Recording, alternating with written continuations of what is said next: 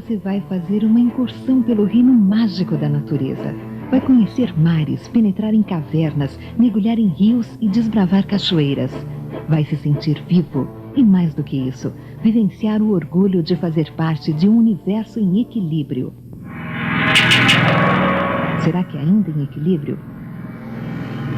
Enfim, vamos aprender como mantê-lo preservado e prestar homenagem a esse espetáculo maravilhoso chamado natureza. Portanto, aperte os cintos de sua poltrona e embarque conosco nesta viagem paradisíaca.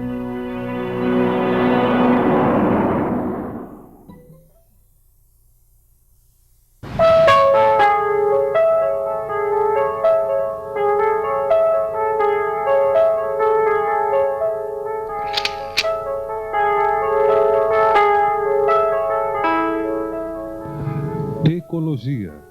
Eco 92. Entidade ecológica. Reserva ecológica.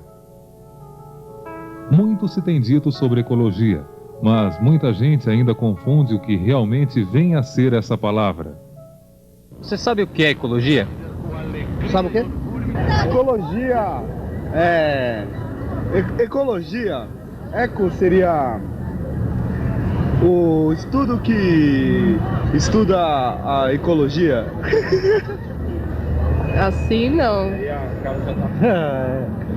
É prevenção da natureza.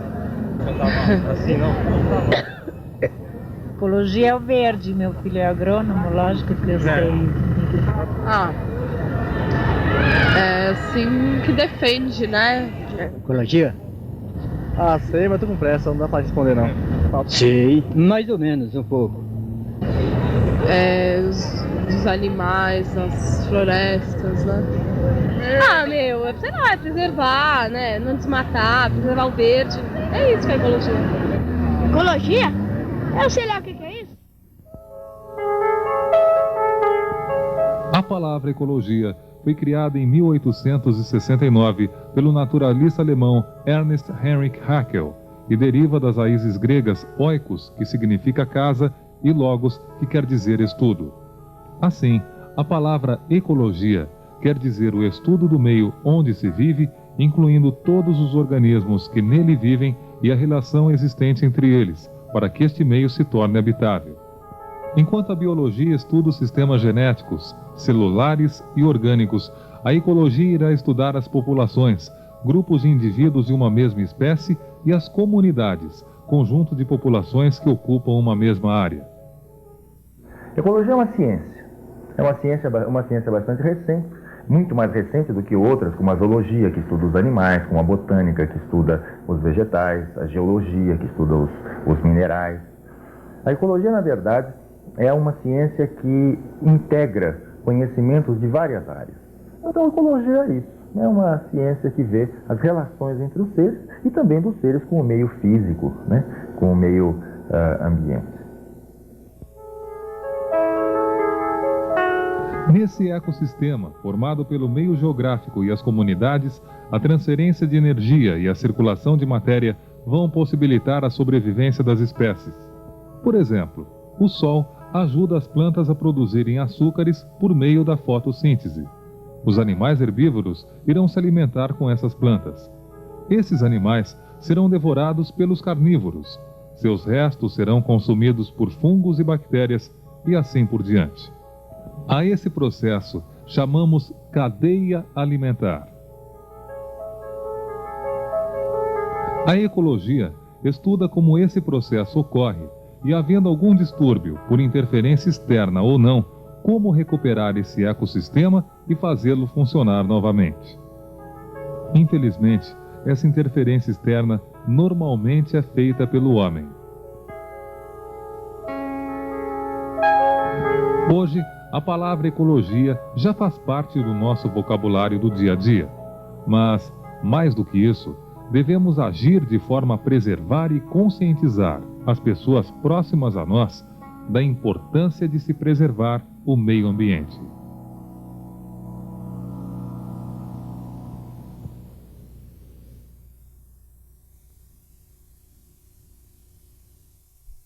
Nossas várzeas têm mais flores. nossas flores têm mais vida.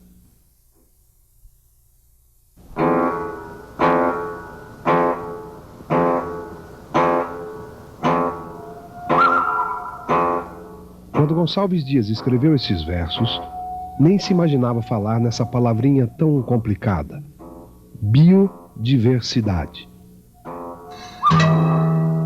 Mas já se percebia que o Brasil era um país privilegiado no que diz respeito à natureza.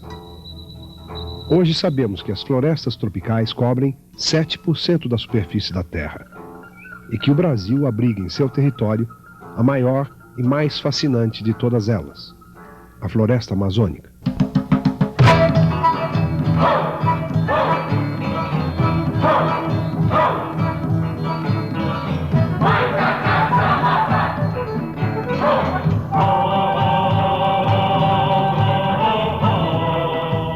Amazônia, berço da biodiversidade.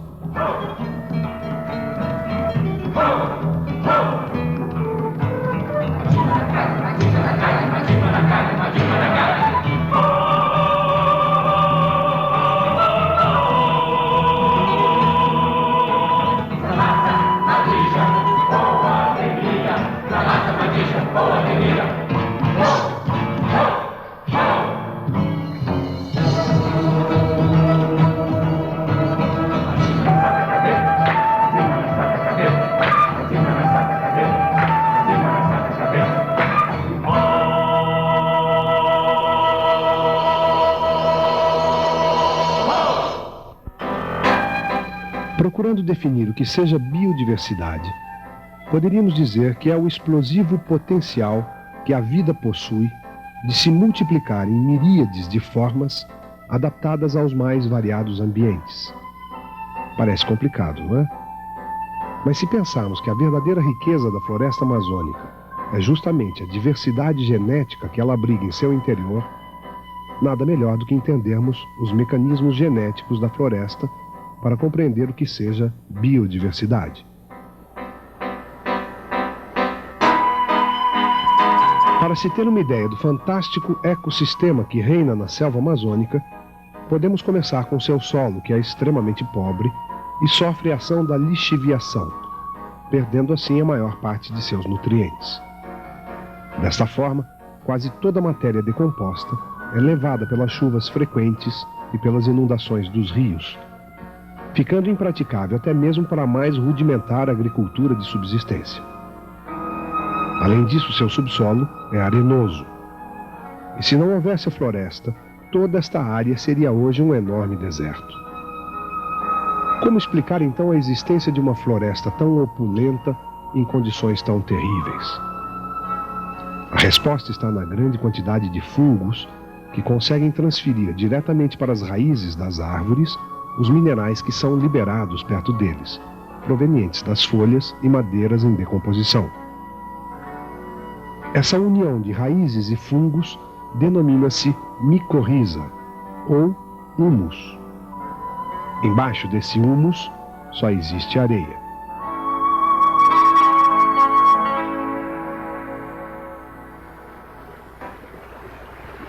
Um desses fungos que desempenha papel vital no ecossistema da floresta é o cogumelo. Os cogumelos conseguem converter materiais em decomposição em nutrientes, especialmente nitrogênio e fósforo, que podem ser absorvidos pelas raízes das plantas, tornando possível uma vegetação exuberante no mundo de solo pobre.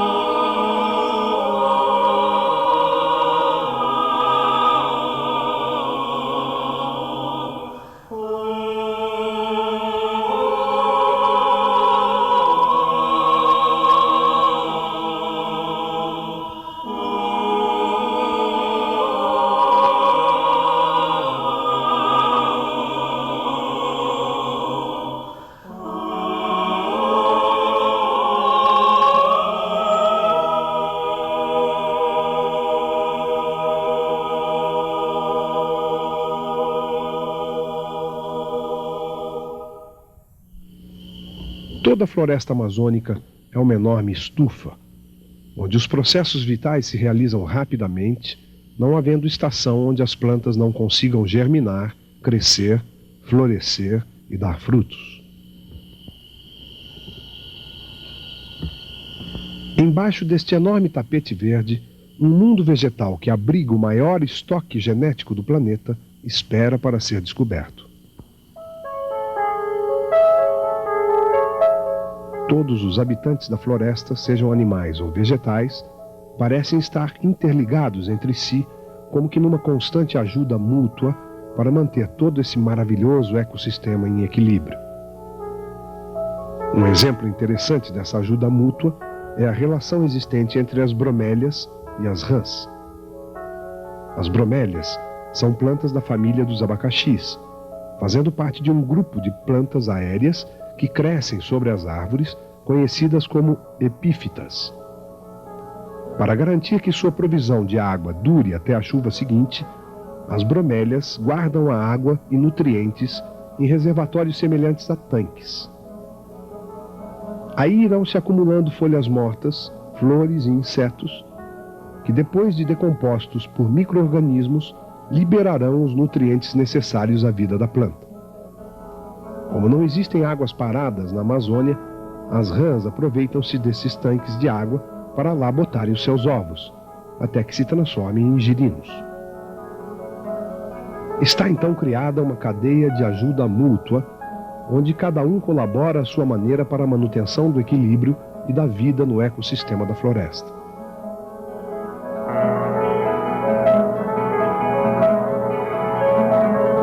Assim como a relação entre as bromélias e as rãs, milhares de outros organismos interagem e coexistem no interior da floresta. Calcula-se que sobre o espaço ocupado pela bota de um homem que pisa na floresta, chegam a existir cerca de 1.500 espécies diferentes de animais e vegetais. Em apenas 4 quilômetros quadrados de floresta tropical, talvez se encontrem 60 espécies de árvores com aspectos diferentes. Numa única árvore, pode-se contar até 43 espécies diferentes de formigas. No meio de tanta riqueza natural, só podemos concluir que quando se praticam queimadas ou se avança na devastação, o que se está fazendo é destruir uma extraordinária alquimia que permitirá o desenvolvimento de novos medicamentos e novas matérias-primas que o homem ainda desconhece. 25% de todas as essências farmacêuticas utilizadas pela medicina atual saíram das matas tropicais. Entre seus princípios ativos poderá estar, por exemplo, um que vai servir para curar o câncer ou a AIDS.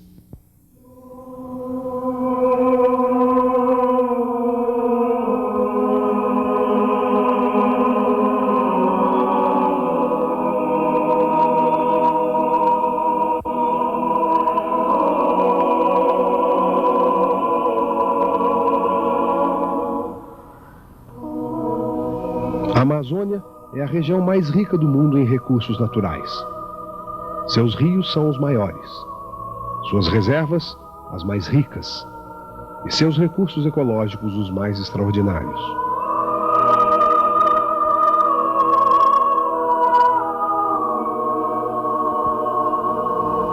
Escondidos em locais jamais atingidos pelo homem, estão potencialidades farmacêuticas que a ciência desconhece.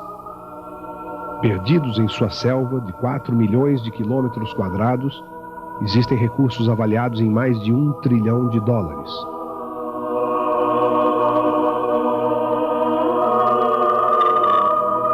Cabe a nós, seres humanos, saber explorar com consciência, planejamento e responsabilidade ecológica as riquezas amazônicas, sem contudo ferir o seu delicado e complexo ecossistema.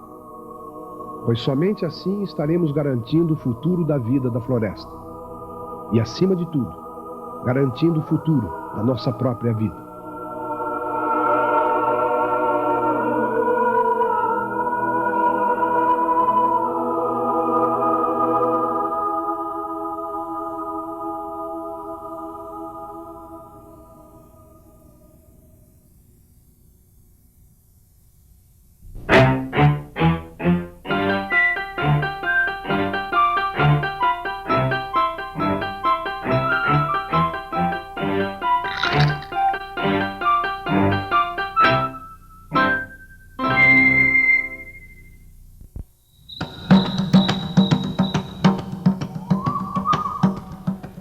Amazônia é uma das regiões mais ricas do mundo em pássaros.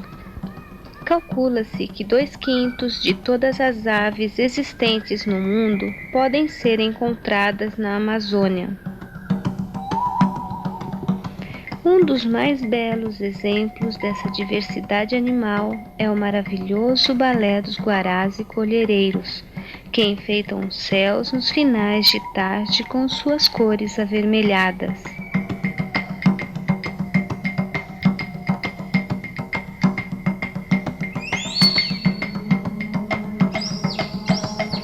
Além deles, também as garças colaboram para enfeitar os céus amazônicos com suas penas alvas, lembrando um ponto de luz a encher de paz o azul do céu amazônico.